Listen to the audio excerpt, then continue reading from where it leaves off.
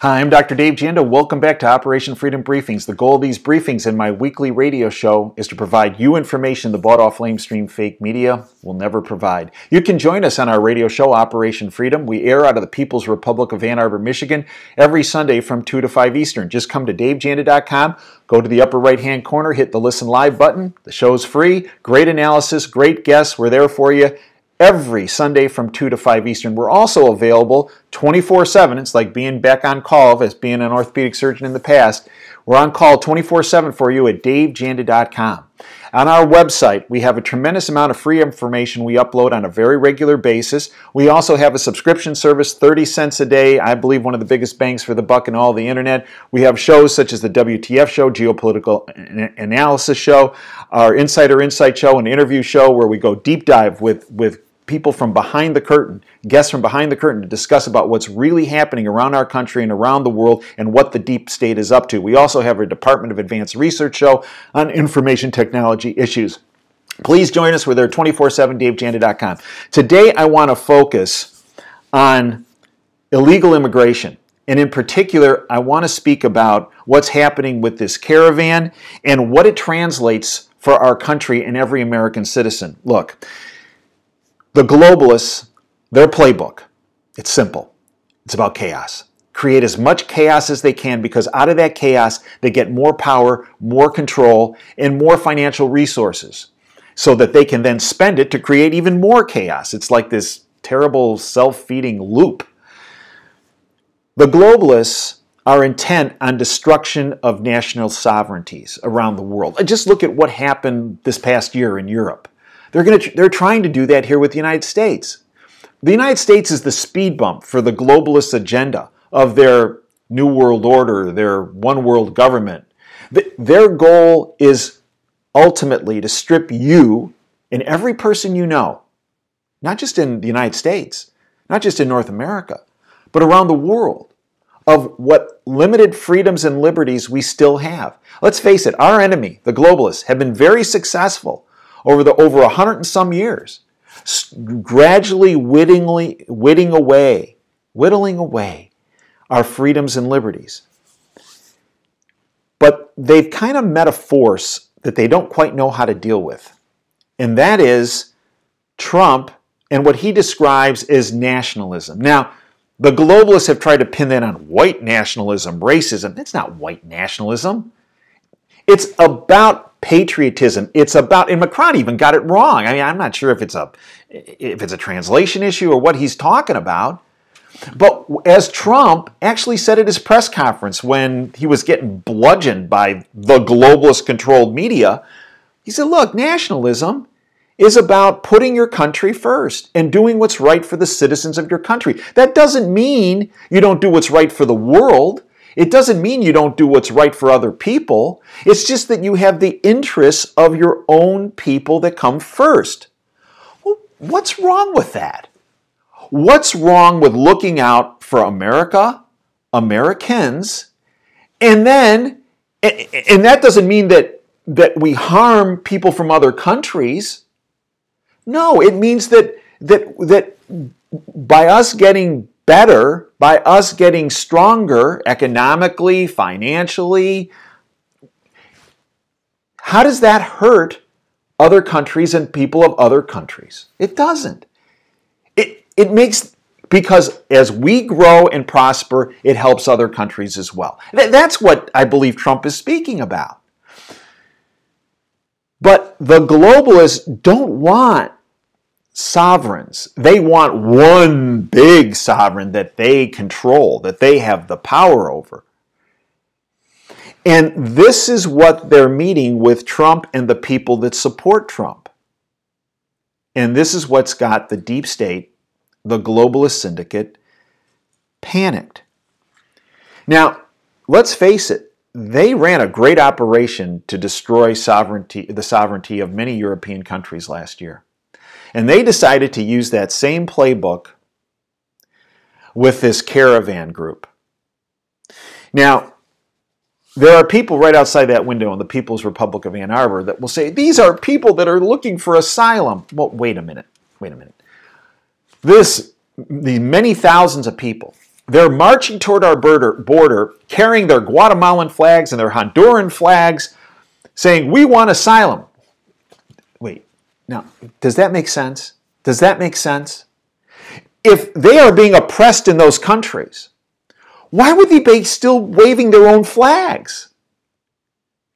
They should be waving American flags. When my relatives came from the Czech Republic 100 years ago, because they were seeking asylum because they had tried to run a revolution to overthrow the oppressive globalist powers over there, and they came out on the short end of that. The globalists won that one. They weren't waving the Czech Republic flag. They were fleeing for their lives. They were waving an American flag. Please let us in. And I've gone on record, and I've got a lot of heat for it, but I'm sorry, the truth hurts. Sources that I know in the government that have given me fantastic information over many years' time and have always been on target told me very early in this process that the caravan was a creation of the globalists. And the goal was to create chaos at the border, potentially even right before the election, to try to, if you will, influence the midterm elections. But they also told me that there were players deep within that caravan that were bad actors. And in particular, a source I have that has conduits into Iran said that there were people in that caravan that were trained at Iranian facilities, shuffled into Venezuela, and then shuffled into Guatemala and Honduras, and actually as far south to, if you will, command and control the operation. As far south, they interdigitated people into Ecuador. But my sources said a core group within this caravan were really bad actors that had terrorist training from the Middle East, and in particular out of Iran. Reportedly, my sources also said there were members of Al-Qaeda in that group and MS-13. Now, there were many people that came out and said that is conspiracy theory. No, actually, it's conspiracy fact. This from Homeland Security Secretary Kristen Nielsen. Headline, you're not going to see this on MSNBC, Anderson Cooper talking about it on CNN. You're not going to see it. I mean, you're not going to see it in the bought-off lamestream fake media. This is from Zero Hedge. There are, quote, absolutely Middle Easterns among caravan. Department of Homeland Security Kristen Nielsen came out with this 2 weeks after I came forward about this. Quote, we call those special interest aliens, end quote. Homeland Security Secretary Kristen Nielsen doubled down on a claim that Middle Easterners are among those traveling in the Central American caravans currently making their way north in hopes of gaining asylum in the United States. Nielsen said, quote, we absolutely see people from the Middle East, from Southeast Asia, from other parts of the world, adding they're not just from Central America. Nielsen also added that the migrants are using women and children as barriers, which are sent up to the front of the group to frustrate military and police, and that the rest of the caravans, which appear to be organized and financed, are compromised of mostly single men. She added the timing and origin of the groups are suspicious in nature. In fact, it has now come out through the Department of Homeland Security there are 279 players, globalist players that have terrorist ties that they have identified that are in the caravan. If you go to our Operation Freedom show from this past Sunday, I had General Paul Vallely on. And General Vallely, and specifically, addressed this issue and addressed the fact that the border must be made secure. On the other hand, the globalists, the Pelosi's of the world, the Schumers of the world, the Paul Ryans of the world, and again, this is not an RD issue. Don't fall to that RD, Republican, Democrat, everybody each other's throat. That's deception by the globalists. Look, globalists are Republican and they're also Democrat. And their goal is to create this false right-left narrative to keep everybody at their throats so they don't realize what the globalists are really doing, working the up-down axis freedom versus oppression, trying to strip as much freedom from people and trying to oppress as many people as possible. And one of the ways to do that is to create chaos and blow apart national sovereignties. But what the globalists on the, if you will, the Pelosi's of the world are speaking about, what the Ryans of the world are pushing is, that ICE organization, U.S. Immigration and Customs Enforcement Agency, that needs to be stopped. Right? I mean, this new socialist rep from New York, Cortez or whatever her name is, she wants to eliminate ICE. Eliminate. A number of the globalists that were elected want to eliminate ICE. Well, what is ICE? The U.S. Immigration and Customs Enforcement Agency is a law enforcement agency of the federal government of the United States tasked to what? Enforce the immigration laws of the United States, okay, and to investigate criminal and terrorist activity of foreign nationals residing in the United States. And there are people that want to get rid of it. Right. Are they really looking out for your welfare? The people that want to get rid of ICE, here's what they need to do. They need to go home and they need to not just unlock their front door. They need to take the front door off the hinges. Okay? If they don't do that, then they are nothing but pure, blatant hypocrites. Because what they're asking us to do by eliminating ICE, the agency, the sole agency that's involved in enforcing immigration laws and investigating criminal and terrorist activities of foreign nationals, what they're asking us to do is not just unlocking the door, not just leaving it a little bit open. They're asking us to take the door off the hinges and come on in.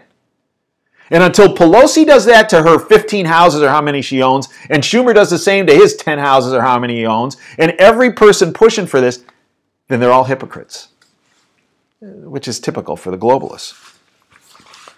And speaking of globalists, how about the United Nations? Globalist-run organization. United Nations High Commission for Refugees. Oh, this is great. Again, not on CNN. Quote, leaked documents prove Soros's, middle-level puppet of the globalists, Open Society is working with the UN, globalist organization, in supporting current illegal migrant crisis. The United Nations admitted that they are assisting the illegal immigrants and caravans from Central America making their way to the U.S. southern border. The UN admitted in a news article that they put out that they have mobilized extra staff and resources to assist the illegal immigrants in the caravans. Why hasn't the bought-off lamestream fake media spoken? Because they're worried that protesters will actually show up at the UN and say, stop it. Here's what the UN News reported, quote, a priority for the United Nations High Commission for Refugees, which has mobilized extra staff and resources to help those making the journey in Mexico's southern borderlands, is ensuring migrants are informed of their rights on asylum. The United Nations Commission for Refugees spokesperson Adrian Edwards told reporters in Geneva this week that transit and destination countries must consider their human rights obligations ahead of immigration status. In other words, just because someone says, I think I would do better over in the United States economically than I am right here, so I'm going to claim asylum. No, that's not why you claim asylum. Let's go back to 2016. Breitbart.com obtained a leaked document from the Soros Open Society Foundation revealing their close links to UN migration representative and former Goldman Sachs, ding, ding, ding, globalist organization, executive Peter Sutherland. The Soros Open Society claims that through Sutherland, they are able to influence international migration policy with the current migrant crisis. The leaked documents and the UN report revealed the links between the George Soros Open Society working behind the scenes with the United Nations to assist illegal immigrants. Breitbart.com. The paper, which told of how the immigrant crisis presented an opportunity for the foundation to extend its global influence and attract more money, mentions Sutherland's pro-migrant work. The foundation notes that through Sutherland, they have been able to advocate at an elite level behind the scenes. Sutherland has even gone as far as defending all migrants, regardless of whether or not they are legitimate refugees, saying, you ready? Quote, we're not just talking either about refugees, we're talking about economic migrants, many of whom could be the future, and some at the present are survival fighters. They're not to be dismissed as irrelevant, end quote. And then this just out. Here we go with the UN again. UN member states.